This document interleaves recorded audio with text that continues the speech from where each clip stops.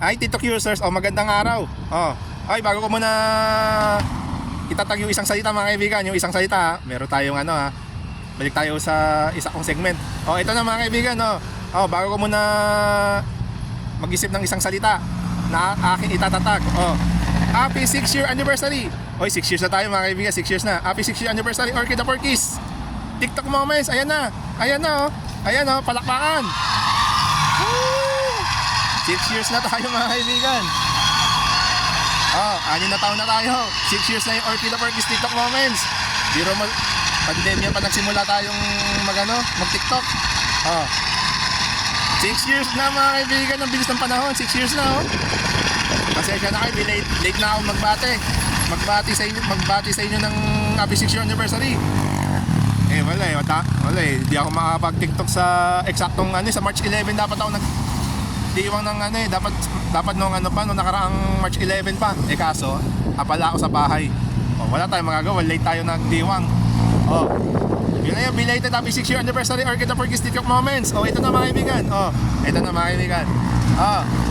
Meron na naman tayong itatatag na isa na magsalita. Ito na. Pakita ko sa inyo. Ito na. Magte-teleport na. Ito na. Tignan niyo yung larawang ito. Tignan niyo. Ayan na. Ayan na. Ayan na. Ayan na. Ayan na. Tignan niyo. Ayan na. Ayan. Tignan niyo May napapansin ba kayong ganitong klaseng yung ganitong klaseng pagsusuot ng relo? Tignan niyo yung pagsuot ng relo. Pag nakakita kayo ng ibang tao na nakasuot ng ganitong klaseng yung posisyon ng relo, ganyan yung ganyang klaseng pagsusot ng relo, sa halip na sa outside wrist yung pwesto ng di ba dapat sa halip na nasa outside wrist nakapwesto yung orasan mismo nung sa relo mga kaibigan, bakit sa inside wrist nakapwesto yung orasan? Napapansin nyo ba bakit ganyan yung pagsusot ng relo? Karamihan sa nagsusot ng ganitong klaseng yung ganitong paraan ng pagsusot ng relo, karamihan mga sundalo. Mapapansin nyo yung karamihan sa mga yung mga tao na ganitong klaseng magsuot ng relo, karamihan militar sabihin natin militar. Basta militar may mali mo yung Air Force, yung sa Naval Forces o sa Army pag nakakita kayo ng ganitong klaseng yung military, karamihan sa mga nasusuot ng ganitong klaseng estilo ng yung ganyang klaseng suot ng relo. Mag-comment nga kayo bakit ganyan bakit kaya ganyan ng paraan ng pagsusuot ng relo ng mga militar. Karamihan militar yung mga nagsusuot ng ganitong klaseng style ng relo ganyan sa halin nasa outside sa inside wrist na kapwes na yung orasan, nasa loob mismo, paloob, inside wrist sa English. Sige nga. Ayan paloob. Ayan paloob. Ang tanong, anong tawag diyan? Sa ganyang klaseng pagsusuot ng relo. Di ba dapat dito yan? Dapat ganyan, dapat diyan nakapwesto yung orasan, ganyan sa outside wrist. Bakit paloob? Yan paloob Ganyan, di ba? Ano sa palagay niyo? Magkomento nga kayo sa akin dito magkomento nga kayo kung bakit ganyan ng paraan ng pagsusuot ng relo ng karamihan militar Karamihan mga militar. Napansin ko na yun matagal ko na napapansin yung ganyan. Yung mga sundalo, yung army, yung mga armed forces, yung naval forces, yung air force. Kahit sang panig ng mundo kayo magpunta, bakit ganyan ng paraan ng pagsusuot ng relo ng mga sundalo, ng militar? Ang tanong, anong tawag dyan?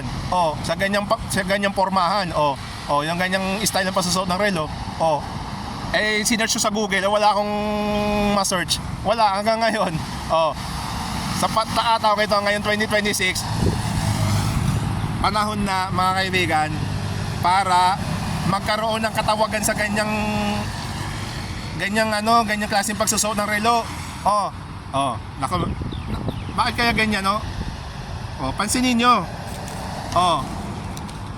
Pansinin nyo. Yung pagsusuot ng relo, baliktad na pagsusuot ng relo. Yung orasan, sa halip na sa labas, sa loob, paloob ng parte ng wrist. Inside wrist sa English, inside wrist, nakapwesto yung orasan. ng relo niya, ng mga kaibigan, na yung orasan nakapwesto sa inside wrist, hindi sa outside wrist. Na inyo nakikita sa nakikita sa screen. Anong tawag diyan? Baliktad eh, baliktad oh. Baliktad yung pagkakasuot ng relo. Baliktad eh. Baliktad oh. Magkomento kayo bakit ganyan ang style ng pagsusuot ng relo ng karamihan mga militar. Malay na sa ibang tao, kaya sa ibang tao. Anong reason? Sige ha. Hanggang ngayon walang katawagan sa ganyan. Panahon na para magkaroon ng ganyan magkaroon na ng salita na ibig sabihin baliktad na pagsusuot ng ang baliktad na pagsuot ng relo. Tapos open parenthesis, nakapwesto ang orasan sa inside wrist, close parenthesis. Anong kaya itatawag natin diyan? Yun ang ibig sabihin, ang baliktad na pagsuot ng relo. Open parenthesis, nakapwesto ang orasan sa inside wrist, close parenthesis. Baliktad na pagsuot ng relo. Baliktad na pagsuot ng relo. Relo baliktad. Ayun, alam ko na. Tatawag natin ang baliktad na pagsuot ng relo na nakikita nyo sa screen. Ayun, alam ko na. Reliktad mga kaibigan. Reliktad. Reliktad. Baliktad na pagsuot ng relo. May naisip na ako Reliktad mga kaibigan. Use reliktad in a sentence. Sasabihin na naman ng magbigay tayo ng sentence. Ayan magbibigay tayo ng sentence Reliktad ang baliktad na pagsuot ng relo. Reliktad mga kaibigan. Reliktad mga kaibigan, reliktad. Use reliktad in a sentence. Use reliktad in a sentence. Ako po ay nakareliktad dahil baka may makakita ng ibang tao sa oras ng mga ganong example. Nakareliktad po ako kasi yung orasan baka makita ng iba kung anong oras na. Yun. Kung hindi nakareligtad, makikita ng ibang tao. Yun. Siguro ganun ang reason. Kaya pinaligtad yung paglagay ng orasan. Dito nakalagay sa inside wrist. Ganyan na pa ganyan. Mga kaibigan, sa halin na palabas. Karamihan sa mga nagsusunod ng ganung forma ng orasan, mga sundalo. Pansinin nyo mga kaibigan. Ganon ang pagsusuot ng relo. Pag ganon hindi pa ganon. Baliktad na pagsusuot ng relo. Reliktad mga kaibigan, yun na yun. Ayan tignan nyo maigi Ayan reliktad ang pagsuot ng relo ng pabaliktad. Ang baliktad na pagsuot ng relo. Open parenthesis, nakapwesto ang orasan sa inside wrist, close parenthesis. Yun na yun. Reliktad. Yan ang ika-4 na salita. Ayan, naku, nawala. Ulitin, take 2. Ayan na, Reliktad.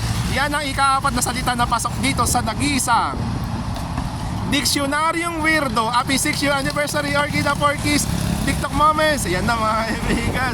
Yan na yun, reliktad mga kaibigan. Reliktad. Yan na yun.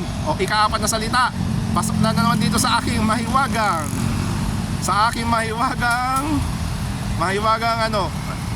mahiwagang Diksionaryong Weirdo, Orchida Porky. Happy anniversary sa aking TikTok Moments. Happy 6 years. 6 years na mga kaibigan. 6 years na, nakareliktad reliktad yan. Baliktad na pasuot ng relo, reliktad. Ayan na. Di ba? Ang lupit ni Orchida Porky mag-isip ng salita na ipapasok na naman sa aking mahiwagang Diksionaryong Weirdo, Orchida Porky. Yan nasaan ako. Mahala na kayo manghula kung nasaan ako. Yan na yun. Orchida Porky, happy 6th year anniversary sa TikTok Moments. Paalam. Naka-4 na tayo mga kaibigan. 4 na salita na pasok sa mahiwagang Diksionaryong Weirdo ni Orchida Porky. 6 years na tayo. 6 years na yung TikTok Moments. comments ko. Yan na, oh, relictad. Oh. Naka-relictad siya. Oh.